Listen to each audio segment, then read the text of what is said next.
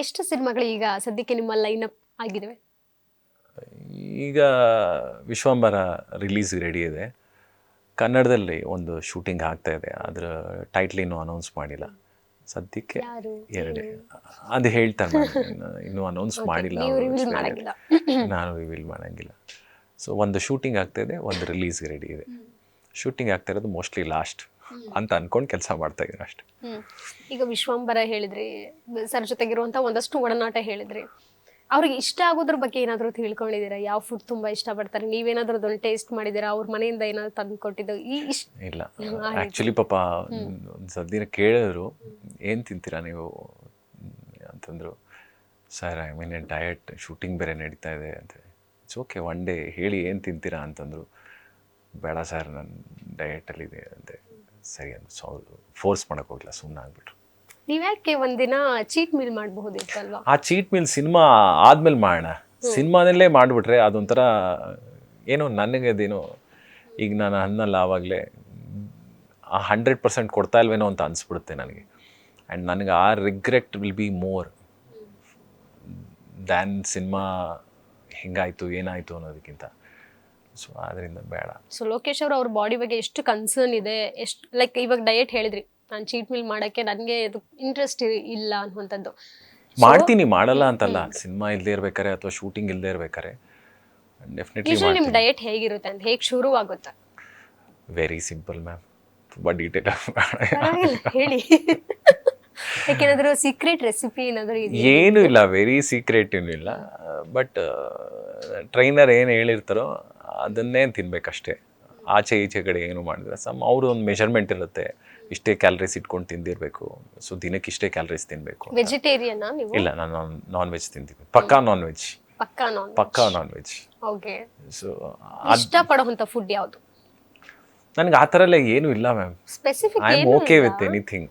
ಈಗ ನಾನು ಡಯಟ್ ಮಾಡಿದ್ರು ಅನ್ನ ಸಾರೇ ತಿನ್ನೋದು. ಕಾಡಲ್ಲಿ ಬಿಟ್ಟರು ನೀವು ಬದುಕ್ತೀರಾ? ಕಾಡಲ್ಲಿ ಇಲ್ಲ, ಕಷ್ಟ ಆಗ್ಬಿಡುತ್ತೆ. ಬಿಕಾಸ್ ಅಲ್ಲಿ ಸಿನಿಮಾ ಮಾಡೋಕ್ಕಾಗಲ್ಲ, ಸೊ ಕಷ್ಟ ಆಗ್ಬಿಡುತ್ತೆ. ಅಲ್ಲೂ ಸಿನಿಮಾ ಎಕ್ಸ್ಪೆಕ್ಟ್ ಮಾಡ್ತೀರಾ? ಎಕ್ಸ್ಪೆಕ್ಟ್ ಅಂತಲ್ಲ, ಅದ್ರ ಮೇಲಿರೋ ಪ್ರೀತಿ ಅಷ್ಟಿದೆ ಅಷ್ಟೇ. ಡೈರೆಕ್ಷನ್ ಬಗ್ಗೆ ಥಿಂಕ್ ಮಾಡಿದ್ದೀರಾ ಯಾವತ್ತಾದ್ರೂ? ಸದ್ಯಕ್ಕೆ ಆ ಥರ ಏನು ಯೋಚನೆ ಮಾಡಿಲ್ಲ. ಬಟ್ ಕಲಿಬೇಕು ಅಂತಿದೆ. ಅಂದರೆ ಆ ಪ್ರೋಸೆಸ್ ತಿಳ್ಕೊಬೇಕು, ಹೇಗೆ ಆಗುತ್ತೆ. ಫಸ್ಟ್ ಪ್ರೀ ಪ್ರೊಡಕ್ಷನ್ನಿಂದ ಹಿಡಿದು ಶೂಟಿಂಗ್ ಆಗಬೇಕಾದ್ರೆ ಹೆಂಗಾಗುತ್ತೆ, ಪೋಸ್ಟ್ ಪ್ರೊಡಕ್ಷನಲ್ಲಿ ಹೆಂಗಾಗುತ್ತೆ, ಒಬ್ಬ ಡೈರೆಕ್ಟ್ರು ಯಾವ್ಯಾವ ವಿಷಯದಲ್ಲಿ ಇನ್ವಾಲ್ವ್ ಆಗ್ತಾರೆ, ಏನಾಗ್ತಾರೆ ಅಂತೆಲ್ಲ. ಒಂದಷ್ಟು ನಾನು ಬಜರಂಗಿ 2ಗೆ ಅಸಿಸ್ಟೆಂಟ್ ಡೈರೆಕ್ಟರ್ ಆಗೋ ಕೆಲಸ ಮಾಡಿದ್ದೀನಿ ನಾನು. ಸೊ ತಿಳ್ಕೊಬೇಕು ಅಂತ ಒಂದು ಹಂಬಲ ಇದೆ. ಆ್ಯಂಡ್ ಬಜರಂಗಿ 2ಗೆ ಹರ್ಷ ಮಾಸ್ಟ್ರು ಅದಕ್ಕೊಂದು ಅವಕಾಶ ಮಾಡಿಕೊಟ್ಟಿದ್ರು. ಅಸಿಸ್ಟೆಂಟ್ ಡೈರೆಕ್ಟರ್ ಆಗೋ ಕೆಲಸ ಮಾಡಿದೆ ಒಂದು ಸ್ವಲ್ಪ ದಿನ. ಸೊ ಅದೆಲ್ಲ ಒಂಥರ ಫ್ಯಾಸಿನೇಟಿಂಗ್ ಅನಿಸ್ತಾಯಿತ್ತು. ಚೆನ್ನಾಗಿದೆ, ಒಂಥರ ಏನೋ ಬೇರೆ ಇದೆ ತಿಳ್ಕೊಳ್ಳೋದು ಅಂತ. And it's a very tough job, ತುಂಬ tough job. Captain of the ship ಅಂತ ಸುಮ್ಮನೆ ಹೇಳಲ್ಲ, ಎಲ್ಲ ಡಿಪಾರ್ಟ್ಮೆಂಟು ಕಮ್ಯುನಿಕೇಷನ್ಲಿ ಇಟ್ಕೊಂಡು ಹೋಲ್ಡ್ ಮಾಡ್ತಾ ಇರ್ತಾರೆ. So it's a very tough job. ಇನ್ನು ನೆಕ್ಸ್ಟ್ ಸಿನಿಮಾಗಳ ಲೈನಪ್ ಹೇಳಿದ್ರಿ. ಸಿನಿಮಾ ಬಿಟ್ಟು ಲೋಕೇಶ್ ಅವರ ಜಗತ್ತು ಬೇರೆ ಏನು? ಯಾವತ್ತಾದ್ರೂ ಸಿನಿಮಾನ ಮರೆತು ಫ್ಯಾಮಿಲಿ ಜೊತೆಗೆ ಟೈಮ್ ಸ್ಪೆಂಡ್ ಮಾಡ್ತಾರಾ? 100% ಮಾಡ್ತೀನಿ ಮ್ಯಾಮ್. ಸಿನಿಮಾ ಜಗತ್ತು ಬಿಟ್ಟು ಬೇರೆ ಏನು ಅಂತಂದರೆ ಫ್ಯಾಮ್ಲಿ. ಮನೇಲಿರ್ತೀನಿ ಆ್ಯಂಡ್ ಫ್ಯಾಮ್ಲಿ ಜೊತೆ ಟೈಮ್ ಸ್ಪೆಂಡ್ ಮಾಡ್ತೀನಿ. ಐ ವಿಲ್ ಗೋ ಔಟ್, ಅವ್ರ ಜೊತೆ ಆಚೆ ಹೋಗ್ತೀನಿ, ಊಟಕ್ಕೆ ಹೋಗ್ತೀನಿ, ಇಲ್ಲ ಫ್ರೆಂಡ್ಸ್ ಜೊತೆ ಹೋಗ್ತೀನಿ. ಸ್ಪೋರ್ಟ್ಸ್ ಈ ರೀತಿ ಏನಾದರೂ ಕಂಟಿನ್ಯೂ ಮಾಡ್ತಾ ಇದ್ದೀರಾ ಹೇಗೆ? ಅಟ್ಲೀಸ್ಟ್ ಕ್ರಿಕೆಟ್ ಆಡ್ತಾ ಇದ್ದೆ. ಕ್ರೇಜ್ ಇದೆ ನಿಮ್ಗೆ? ಯಾವ್ದು ಇಷ್ಟಪಟ್ಟು ಆಡ್ತೀರಾ? ಕ್ರಿಕೆಟ್ ಆಡ್ತಾ ಇದ್ದೆ ನಾನು. ಈಗ ರೀಸೆಂಟ್ಲಿ ಒಂದು 3 ಇಯರ್ಸ್ವರೆಗೂ ಆಡ್ತಾ ಇದ್ದೆ. CCLೂ ಆಡಿದ್ದೆ, KCCನೂ ಆಡಿದ್ದೆ, ಎಲ್ಲ ಆಡಿದ್ದೆ. ಇಷ್ಟ ಆಯಿತು. ಅಟ್ಲೀಸ್ಟ್ ಒಂದು ಸ್ಪೋರ್ಟ್ ಆದರೂ ಪರ್ಸ್ಯೂ ಮಾಡೋಣ. ಆಡ್ತಾ ಇದ್ರೆ ಅದೊಂದು ಬೇರೆ ಖುಷಿ ಕೊಡ್ತೇವೆ. ಒಂಥರ ಒಂದು ಆಫ್, ನೀವು ಮಾಡ್ತಾ ಇರೋ ಯೂಶ್ವಲ್ ಕೆಲಸಕ್ಕಿಂತ ಆಚೆ ಬಂದು ಒಂದು ಬೇರೆ ರೀತಿ ಆಡ್ತಾ ಇರ್ತೀವಿ, ಖುಷಿ ಕೊಡುತ್ತೆ. ಬಟ್ ಒಂದು ಇಂಜುರಿ ಆಯಿತು. ಆ ಇಂಜುರಿ ಆದಾಗ ಸೊ ಐ ಕುಡ್ಂಟ್ ಪರ್ಸ್ಯೂ. ಸೊ ಈಗಲೂ ಡಾಕ್ಟರ್ ಹೇಳಿದ್ದಾರೆ, ನಿಮ್ಗೆ ಅದು ಬೇಕಾ ಇದು ಬೇಕಾ ಡಿಸೈಡ್ ಮಾಡಿ ಅಂತ. ಸೊ ಆವಾಗ ಐ ಸ್ಟಾಪ್ ಪ್ಲೇಯಿಂಗ್ ಕ್ರಿಕೆಟ್. ಈ ವೆಯ್ಟ್ ಲಾಸ್, ವೆಯ್ಟ್ ಗೈನ್ ಜೊತೆಗೆ ಈ ಒಂದು ನೀವು ನಿಮ್ಮ ಪರ್ಸ್ನಾಲಿಟಿ ನೀವು ಮೇಂಟೈನ್ ಮಾಡುವಂಥದ್ದು ಯಾವ ರೀತಿ ಹೋಗುತ್ತೆ? ಇದು ಒಂದೊಂದು ಸಿನಿಮಾಗೂ ಡಿಫರ್ ಆಗುತ್ತಾ? ಕೆಲವೊಂದು ಸತಿ ಆಗುತ್ತೆ, ಕೆಲವೊಂದು ಸತಿ ಆಗಲ್ಲ. ಬಿಕಾಸ್ ಅಗೈನ್ ಡೈರೆಕ್ಟರ್ಸ್ ರಿಕ್ವೈರ್ಮೆಂಟ್ ಅವ್ರ ಹತ್ರ ಮಾತಾಡಿ. ಸಿನಿಮಾಗೆ ನ್ಯಾಚುರಲ್ ಆಗಿದ್ರ ಅಥವಾ ಓಜಿಗೆ ಎಸ್ ನ್ಯಾಚುರಲ್ ಆಗಿದ್ದೆ, ಒಂದು ಸ್ವಲ್ಪ ಲೀನ್ ಆಗಿದ್ದೆ. ಅವ್ರು ನನ್ನ ಕ್ಯಾರೆಕ್ಟರ್ ಹೇಳಿದಾಗ ಅದಾದಮೇಲೆ ಲುಕ್ ಟೆಸ್ಟು ಮಾಡಿದ್ವಿ. ಲುಕ್ ಟೆಸ್ಟ್ ಮಾಡಿದಾಗ ಕಾಸ್ಟ್ಯೂಮ್ಸ್ ಎಲ್ಲ ನೋಡಿದಾಗ ಫಿಟ್ ಆಗಿ ನೋಡಿದಾಗ ನನಗೆ ಅದೊಂದು ಸ್ವಲ್ಪ retro style 90s retro style bell bottom pants, ದೊಡ್ಡ ಕಾಲರು, ಗ್ಲಾಸಸ್ಸು, ಆಮೇಲೆ ವೆರಿ ಒಂಥರ ಡಾರ್ಕ್ ಶೇಡ್ಸ್ ಶರ್ಟ್ಸ್ ಅವೆಲ್ಲ ಇದು ಮಾಡಿದಾಗ ನಾನು ಸ್ವಲ್ಪ ಲೀನ್ ಆಗಿದ್ದರೆ ಆ ಫಿಟ್ಟಿಂಗ್ ಚೆನ್ನಾಗಿ ಕಾಣಿಸುತ್ತೆ ಅಂತ ಅನಿಸ್ತು. ಸೊ ದೆನ್ ಅದಕ್ಕೊಂದು ಸ್ವಲ್ಪ ಕಟ್ ಡೌನ್ ಆದೆ, ಜಾಸ್ತಿ ಏನಿಲ್ಲ, ಅಷ್ಟೇ ಆ ಥರ ಪ್ರೋಸೆಸ್ ಮಾಡಿದೆ ಅಷ್ಟೇ. ಆಯಿತು ಮಾಡು ಅಂತಂದರು. ಸೊ ಅವ್ರು ಅಪ್ರೂವಲ್ ತೊಗೊಂಡು ಸೊ ಅದಕ್ಕೊಂದು ಆಲ್ಮೋಸ್ಟ್ ಒಂದು 6 to 9 months ಏನೋ ವರ್ಕ್ ಮಾಡಿದ್ವಿ. ಬಟ್ ಅದಾದಮೇಲೆ ಸ್ಟಾಪ್ ಆಗೋಯಿತು, ಕೊರೋನಾ ಬಂತು. ಕೊರೋನಲ್ಲಿ ಮೇಂಟೈನ್ ಮಾಡೋದೇ ಕಷ್ಟ ಆಗಿತ್ತು. ಆಲ್ಮೋಸ್ಟ್ ತಿರ್ಗಾ ಒಂದು first lockdown, second lockdown, third ಲಾಕ್ಡೌನಲ್ಲೆಲ್ಲೋ ಒಂದು ಸ್ವಲ್ಪ ಈಸ್ ಮಾಡಿದ್ರು. ಸೊ ಆಲ್ಮೋಸ್ಟ್ ಒಂದು 2 years ಅಂತ ಹೇಳ್ಬೋದು ಅದನ್ನ ಅದೇ ಬಾಡಿ ಮೇಂಟೈನ್ ಮಾಡ್ತಾಯಿದ್ದೀವಿ. It's was A very tough process. But passion ಇತ್ತು, ಇಲ್ಲ ಇದನ್ನು ಬಿಡಬಾರ್ದು ಅಂತ. ಸೊ ಆ ರೀತಿ ವರ್ಕೌಟ್ ಮಾಡ್ತೀರಾ ನೀವು? ಒಂದು 1.5 to 2 hours. 1.5 to 2 hours compulsory ಮಾಡ್ತೀರಾ? ಸ್ಕಿಪ್ ಮಾಡ್ತೀರಾ? ಇಲ್ಲ, ಸ್ಕಿಪ್ ಮಾಡಲ್ಲ, ಕಂಪಲ್ಸರಿ ಮಾಡ್ತೀನಿ. ಅಥವಾ ನೀವು ಶೂಟಿಂಗಲ್ಲಿ ಟ್ರಾವೆಲಿಂಗ್ ಅಲ್ಲಿ ಆ ಥರ ಏನಾನ ಇದ್ದರೆ ಮೇ ಬಿ ಒಂದೊಂದ್ಸತಿ ಸ್ಕಿಪ್ ಆಗುತ್ತೆ. ಬಿಕಾಸ್ ಈಗ ಯಾವುದೋ ಕಾಡಲ್ಲಿ ಮಾಡ್ತು ಅಂತಂದರೆ ಮಾಡೋಕ್ಕಾಗಲ್ಲ. ಬಟ್ ಸ್ಟಿಲ್ ಅಲ್ಲೂ ಏನು ಮಾಡ್ಬೋದು, ಒಂದು ಸ್ವಲ್ಪ ವಾಕಿಂಗ್ ಮಾಡ್ಬೋದು ಅಥವಾ ಬಾಡಿ ವೆಯ್ಟ್ ಟ್ರೈನಿಂಗ್ ಏನು ಮಾಡ್ಬೋದು, ಆ ಥರದ್ದು ಮಾಡ್ತೀನಿ. ನನಗೇನೋ ಒಂದು ಫೀಲ್ ಕೊಡುತ್ತೆ, ಒಂದು ಕ್ಯಾಮ್ರಾ ಮುಂದೆ ಹೋಗೋಕ್ಕಾಗಲಿ ಅಥವಾ ಒಂದು ಆ ಡೇ ಸ್ಟಾರ್ಟ್ ಮಾಡೋಕ್ಕಾಗಲಿ ಒಂಚೂರು ಏನಾದರೂ ಮಾಡ್ತು ಅಂದರೆ ಅದೊಂದು ಚೆನ್ನಾಗಿ ಫೀಲ್ ಗುಡ್ ಫ್ಯಾಕ್ಟ್ರ್ ಕೊಡುತ್ತೆ. ಸೊ ಮಾಡ್ತೀನಿ. ಈ ಆ್ಯಕ್ಷನ್ ಸೀನ್ಸ್ ಇರಬೇಕಾದ್ರೆ ಒಂದಷ್ಟು ಪೆಟ್ಟುಗಳಾಗೋದು ಸಹಜ. ಸೊ ಈ ರೀತಿಯಾಗಿ ನೀವೇನಾದರೂ ಎದುರಿಸಿದ್ದೀರಾ? ಹ್ಯೂಜ್ ಆಗಿ ಅಂದರೆ ಮೈನರ್ ಬಿಟ್ಟು ಮೇಜರ್ ಆಗಿ ಏನಾದರೂ ನಿಮಗೆ ಆ ಇನ್ಸಿಡೆಂಟ್ ಬಂದಿದ್ದು, ಪೆಟ್ಟಾಗಿದ್ದು? ಏನಿಲ್ಲ ma'am, I think it's A part of the process ma'am. ಎಲ್ರಿಗೂ ಆಗ್ತಾ ಇರುತ್ತೆ, ಯಾರೂ ಆಗದೇ ಇಲ್ಲ ಅಂತ. ಭಯ ಇದೆಯಾ? ಇಲ್ವಾ? ಭಯ ಇಲ್ಲ ಮ್ಯಾಮ್, ಭಯ ಇಲ್ಲ. At the end of actually ಅಲ್ಲಿರೋರು ಫೈಟ್ ಮಾಸ್ಟರ್ಸ್ ಆಗಲಿ ಅಥವಾ ಅವರ ಅಸಿಸ್ಟೆಂಟ್ಸ್ ಆಗಲಿ ಅದಕ್ಕೇನು ತಯಾರಿ ಬೇಕೋ ಅಥವಾ ಪ್ರೊಟೆಕ್ಷನ್ ಬೇಕೋ ಖಂಡಿತ ತೊಗೊತಾರೆ. ಅದ್ರ ಮೀರಿ ಯಾವಾಗಲೂ ಅನಿಸ್ತಿ ಆಗುತ್ತೆ, ಅದು ಯಾರ ಕೈಲೂ ಇರೋಲ್ಲ. ಸೊ ಅದು ಏನು ಮಾಡೋಕ್ಕಾಗಲ್ಲ. It's okay. ಶಿವಣ್ಣ ಅವ್ರ ಜೊತೆ ಆಕ್ಟ್ ಮಾಡಿರೋದ್ರಿಂದ ನಾನು ಈ ಪ್ರಶ್ನೆ ಕೇಳ್ತಾ ಇದ್ದೀನಿ. ಅಂದ್ರೆ ಕೇಳಿ ಅಲ್ಲ, ನಿಮ್ಮ ಎಕ್ಸ್ಪ್ರೆಷನ್ ನೋಡಿ ಏನಿಲ್ಲ, ಏನು ಕೇಳ್ತಾರೆ ಅಂತ ಯೋಚನೆ ಮಾಡ್ತೇವೆ. ಏನು ಇಲ್ಲ, ವೆರಿ ಸಿಂಪಲ್. ಅಂದ್ರೆ ಶಿವಣ್ಣ ಅವ್ರಿಗೆ ಆರೋಗ್ಯ ಸಮಸ್ಯೆ ಈ ಹಿಂದೆ ಆಗಿತ್ತು. ಸೊ ಎದುರಿಸಿದಂತಹ ರೀತಿ ಎಲ್ರಿಗೂ, ಎಲ್ಲ ಆಕ್ಟರ್ಸ್ಗಿರ್ಬಹುದು, ಜೊತೆಗೆ ಸಾಮಾನ್ಯ ಜನರಿಗಿರ್ಬಹುದು, ಸಾಕಷ್ಟು ಇನ್ಸ್ಪಿರೇಷನ್ ಆಯ್ತದು. ಆ ಸಂದರ್ಭದಲ್ಲಿ ನೀವೆಲ್ಲಿದ್ರಿ? ಏನಾದರೂ ಕಾಂಟ್ಯಾಕ್ಟ್ ಮಾಡಿದ್ರ, ಕಾಲ್ ಮಾಡಿದ್ರೆ, ಯಾವ ರೀತಿ ರೆಸ್ಪಾಂಡ್ ಮಾಡಿದ್ರು? ಅವ್ರ ಆರೋಗ್ಯ ಸಮಸ್ಯೆ ತಿಳಿದಾದ್ಮೇಲೆ ನಿಮ್ಗೆ ಹೇಗೆ ಅನ್ನಿಸ್ತು? ಇಲ್ಲ, ಫಸ್ಟ್ ಕೇಳಿದಾಗ ನನಗೆ it was like shocker.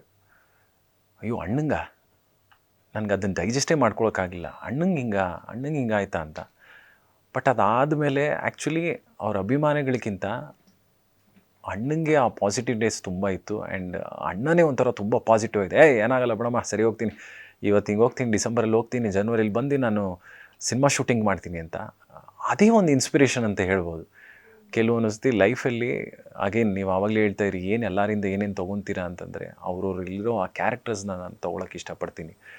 It's so inspiring. ಲೈಫಲ್ಲಿ ಏನೇ ಆದರೂ ಕುಗ್ಗಬಾರ್ದು, ಅದನ್ನು ನಿಂತ್ಕೊಂಡು ಎದುರಿಸಿದಾಗ ಖಂಡಿತ ಅದು ಸರಿ ಹೋಗುತ್ತೆ. ಇಟ್ಸ್ ಆಲ್ ಟೆಂಪ್ರರಿ ಅನ್ನೋದಕ್ಕೆ ಅಣ್ಣನೂ ಒಂದು ಸಾಕ್ಷಿ. ಏನೇ ಒಂದು ದೊಡ್ಡ ಹೆಲ್ತ್ ಸಮಸ್ಯೆ, ಬಿಕಾಸ್ ಎಲ್ರಿಗೂ ಹೆಲ್ತ್ ಇಂಪಾರ್ಟೆಂಟ್. ಆ್ಯಂಡ್ ಒಂದು ಅದರಲ್ಲಿ ಏನೊಂದು ಸಮಸ್ಯೆ ಬಂದಿದ್ದ ಕುಗ್ದಿರ ಅದನ್ನು ನಿಂತ್ಕೊಂಡು ಫೇಸ್ ಮಾಡಿದಾಗ ನಾವು ಈಗ ವಾಪಸ್ ಅಣ್ಣ ಸೂಪರಾಗಿ ಹೋಗಿದ್ದಾರೆ, ಈಗ ಸಿನಿಮಾ ಶೂಟಿಂಗ್ ಮಾಡ್ತಾ ಇದ್ದಾರೆ, ನೋಡೋಕ್ಕೆ ಒಂದು ಖುಷಿ ಆಗುತ್ತೆ ಅವ್ರನ್ನ. So it's so positive. ಈಗ ಸಂದರ್ಶನದ ಕೊನೆಯ ಒಂದು ಸೆಗ್ಮೆಂಟ್ ನಾನು ಚಿಕ್ಕದಾಗಿ ಕೇಳ್ತೀನಿ ಅಷ್ಟೇ. ಜಸ್ಟ್ ಒನ್ ವರ್ಡಲ್ಲಿ ನೀವು ಆನ್ಸರ್ ಮಾಡ್ಬೋದು. ನಾನು ಒಂದೊಂದು ನಟರ ಬಗ್ಗೆ ಹೇಳ್ಕೊಂಡು ಹೋಗ್ತೀನಿ, ಅವರಿಂದ ಯಾವುದು ಒಂದು ಗುಣವನ್ನು ನೀವು ಅಳವಡಿಸ್ಕೊಳಕ್ಕೆ ಇಷ್ಟಪಡ್ತೀರಾ ಅಂತ. ಶುರು ಮಾಡೋಣ. ಶಿವರಾಜ್ ಕುಮಾರ್ ಸರ್ ಇಂದಾನೆ, ಅವರಿಂದ ಏನು ಅಳವಡಿಸ್ಕೋತೀರಾ? Energy. Okay. Power star Puneeth Rajkumar. Simplicity. Raghavendra Rajkumar. ನಾನು ಅವ್ರ ಜೊತೆ ಕೆಲಸ ಮಾಡಿಲ್ಲ, ಅವ್ರನ್ನ ನೋಡಿಲ್ಲ, ಓನ್ಲಿ ಆನ್ ಸ್ಕ್ರೀನ್ ನೋಡಿರೋದಷ್ಟೇ. ಹಾಗೇನು ಸಿಂಪ್ಲಿಸಿಟಿ ಅಂತಲೇ ಹೇಳ್ಬೋದು ಅವ್ರದ್ದು. Sudeep sir. Passion for doing best in everything. Because ನಾನು ಅವ್ರ ಸಿನಿಮಾನೂ ಅಷ್ಟೇ ಏನೋ ದಿ ಬೆಸ್ಟ್ ಮಾಡಬೇಕು ಅಂತ ಯಾವಾಗಲೂ ಟ್ರೈ ಮಾಡ್ತಾ ಇರ್ತಾರೆ ಬೇರೆ ರೀತಿ. ಆ್ಯಂಡ್ ಕ್ರಿಕೆಟ್ ಆಡ್ತಾರೆ, ಕ್ರಿಕೆಟಲ್ಲೂ ನೋಡಿದ್ದೀನಿ ನಾನು ಅವ್ರನ್ನ. ಅಲ್ಲೂ ಕೂಡ the best way, it has to be place in the best way and ನಮ್ಮ ಬೆಸ್ಟ್ ಕೊಡಬೇಕು ಆನ್ ಫೀಲ್ಡಲ್ಲಿ ಅಂತ ಇದು ಮಾಡ್ತಾ ಇರ್ತಾರೆ. ಆ್ಯಂಡ್ ಎಲ್ರಿಗೂ ಗೊತ್ತಿರೋ ಬಿಗ್ ಬಾಸ್, ಆ ಬಿಗ್ ಬಾಸ್ ನಡೆಸ್ಕೊಳ್ಳೋದು ಏನೋ ಒಂದು ಸ್ವ್ಯಾಗ್ ಇದೆ, the best possible. Maybe ಆ ಜಾಗನ ಅವ್ರು ಬಿಟ್ಟರೆ ಬೇರೆ ಯಾರೂ ತುಂಬಕ್ಕಾಗಲ್ಲ. ಆ್ಯಂಡ್ ಅವರು ಹಾಕುವಂಥ ಕಾಸ್ಟ್ಯೂಮ್ಸ್ ಅದರಲ್ಲೂ ಬೆಸ್ಟ್ ಹುಡುಕ್ತಾ ಇರ್ತಾರೆ. ಸೊ ಯಾವಾಗಲೂ ಅದೊಂದು ಬೆಸ್ಟ್ ಕೊಡಬೇಕು, ಬೇರೆ ರೀತಿ ಕೊಡಬೇಕು ಅಂತ ಇರುತ್ತೆ. ಸೊ ಆ ರೀತಿ. ದರ್ಶನ್ ಸರ್. ದರ್ಶನ್ ಸರ್ ಅವ್ರ kindness, the way is very kind to people. ಅವ್ರು ಮಾತಾಡಿಸೋ ರೀತಿ, ಒಬ್ರನ್ನ ಆ ಕನೆಕ್ಟ್, ಇನಿಷಿಯಲ್ ಕನೆಕ್ಟ್, ನಾವು ಯಾರೋ ದೊಡ್ಡ ಸ್ಟಾರ್ ನೋಡ್ತಾ ಇದ್ದೀವಿ ಅಂತ ಅನಿಸೋದೇ ಇಲ್ಲ, ನಮ್ಮವ್ರನ್ನ ಯಾರನ್ನೋ ನೋಡ್ತಾ ಇದ್ದೀವಿ ಅಂತ ಅನಿಸ್ಬಿಡುತ್ತೆ. ಆ ಕೈಂಡ್ನೆಸ್. ರಕ್ಷಿತ್ ಶೆಟ್ಟಿ. ಪ್ಯಾಷನ್. ರಿಷಬ್.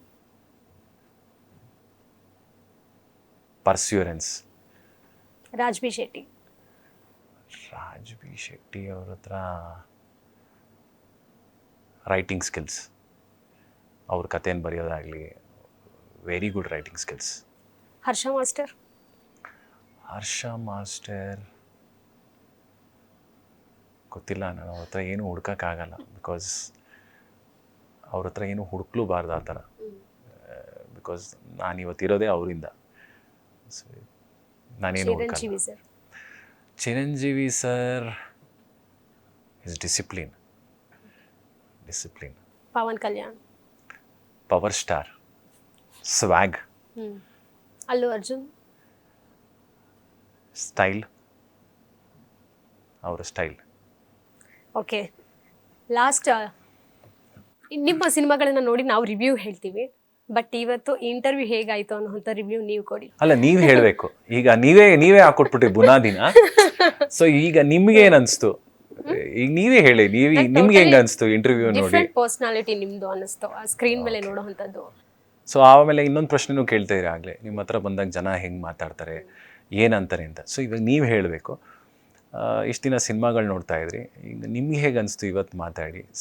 ಸಿನಿಮಾಗೂ ಇಲ್ಲಿಗೂ ಏನು ಅನಿಸ್ತು? You are not attention seeker ಅಂತ ಅನಿಸ್ತು. Okay okay. ನಮ್ಮ ಇಂಟರ್ವ್ಯೂ ಬಗ್ಗೆ ನಿಮ್ಗೇನು ಅನ್ನಿಸ್ತು? ಖುಷಿ ಆಯಿತು, ಬಿಕಾಸ್ ತುಂಬ ದಿನದಿಂದ ಬರಬೇಕಿಲ್ಲಿ ಅಂತ ನನಗೂ ಒಂದಿತ್ತು, ಬಟ್ ಶೂಟಿಂಗ್ ಇರೋದ್ರಿಂದ ಕಾರಣಾಂತರ ಬರೋಕ್ಕಾಗಿರಲಿಲ್ಲ. ಆ್ಯಂಡ್ ಖುಷಿ ಆಯಿತು ಇವತ್ತು sitting in guarantee news. And ನೀವು ಲಕ್ಷ್ಮೀಕಾಂತ್ ಅವರು. So nice. Thank you Lokesh ಅವರೇ. Thank ಸೊ ಇದಿಷ್ಟು ನಮ್ಮ ಕನ್ನಡದ ಮಣ್ಣಿನ ಪ್ರತಿಭೆ ಸೌರವ್ ಲೋಕೇಶ್ ಅವರ ಮಾತಾಗಿತ್ತು. ಇದೇ ರೀತಿ ಸಿನಿಮಾ ಅಪ್ಡೇಟ್ಸ್ ಇರ್ಬೋದು, ಸಿನಿಮಾ ಇಂಟ್ರೆಸ್ಟಿಂಗ್ ಸಂದರ್ಶನಕ್ಕಾಗಿ ನೋಡ್ತಾ ಇರಿ ಗ್ಯಾರಂಟಿ ನ್ಯೂಸ್. ಸುದ್ದಿ ಖಚಿತ, ನ್ಯಾಯ ನಿಶ್ಚಿತ.